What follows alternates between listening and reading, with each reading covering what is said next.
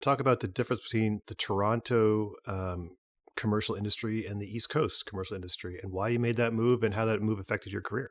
Yeah, so I mean, my wife and I wanted to leave Toronto, just because we wanted to experience something different. You know, we had a kid and we are getting older, and we were like, you know what? I had lived in Toronto almost, honestly, almost my whole life. Like, we moved to Canada. My family moved to Canada when I was 2, and then I think like I lived in England when I was like 19, like I said, for a stretch.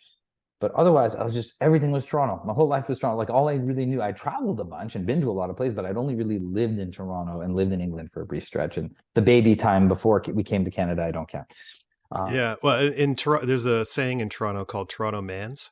Charles was a Toronto Mans. That's you were definitely that was your identity. So Hmm. yeah. And so Maggie and I is just for like, forget career, just like life experience. Like, we wanted to just experience living somewhere else. And Maggie being American, like, we actually, because I had a green card for a stretch too, and like, because we did do some time living in the States as well, like back and forth, but like just like in Youngstown, New York. So it was like very, it's an hour and a half from Toronto, right? So we would go back and forth. Um, so I never really felt like I left Toronto because I was still working in Toronto. Mhm. But like, and I still do to an extent, but like we just wanted to really live somewhere. So we actually entertained moving to Los Angeles, New York, even Austin. We were thinking about, and other parts of Canada, Montreal, Vancouver, Halifax, and then but there was something about Halifax I always really liked, and Maggie liked too. There was something appealing to me about being in a smaller city. Again, not for career reasons, just more for lifestyle reasons. I just wanted to experience it. And there was something I always just loved about Atlantic Canada, that I just felt really at home in Atlantic Canada.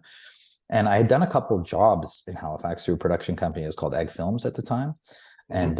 And so I started establishing a relationship with Egg Films, and they were the largest commercial production company in Atlantic Canada, and they're very busy. And the owner basically was always trying to encourage me to come work with him more and come down. And when it was time for me to move, I talked to him. I was like, hey man, like, I'm thinking of moving. I'm looking at some options. And he's like, well, here, come here, work with us. Like, he'd be busy all the time. And I was like, all right, I'm down, but like, as long as I can maintain my representation in other markets and things like that. And he's like, yeah, man, for sure.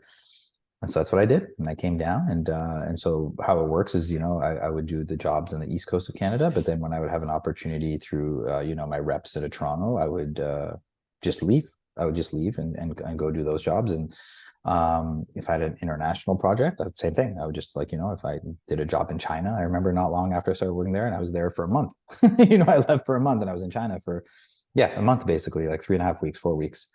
Um, and that's how it works. But that's for, like, honestly, most commercial directors. That's how, like, a lot of commercial directors are able to work more, is by working in different markets, right? It's very Well, challenging just to rely on work on one market.